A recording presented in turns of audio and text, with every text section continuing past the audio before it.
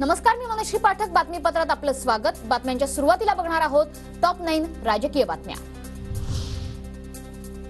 नाशिकमध्ये मंत्री गिरीश महाजन आणि दादा भुसेंनी घेतली मुख्यमंत्र्यांची भेट. नाशिक लोकसभेच्या जागेसंदर्भात भेट घेतल्याची सूत्रांची माहिती.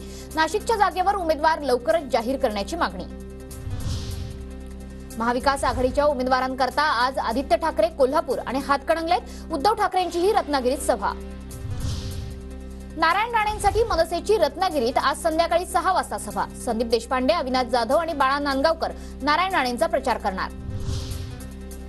पंतप्रधान मोदींच्या सभांचा पश्चिम महाराष्ट्रात धडाका. पंतप्रधान मोदींच्या राज्यात सोमवारी आणि मंगळवारी एकूण 6 सभा. पुण्याचे महायुतीचे उमेदवार मुरलीधर मोहोळ यांच्या प्रचारासाठी पंतप्रधान मोदींची उद्या सभा. मनसे नेते अमित ठाकरे हे देखील सभेला उपस्थित राहणार. जेवढे पाहुणे येतील त्यांचं तुतारी वाजून स्वागत करू. मोदींच्या उद्याच्या पुण्यातील सभेवरून सुप्रिया सुळेंचा टोला. पवार गटाचे सातारा लोकसभेचे उमेदवार शशिकांत शिंदेंवर गुन्हा दाखल.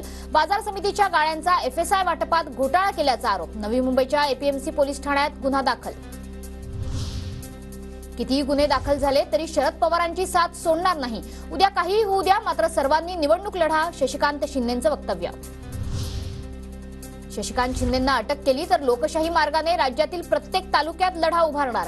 दहिवडीमधील सभेत शरद पवारांचा सरकारला इशारा.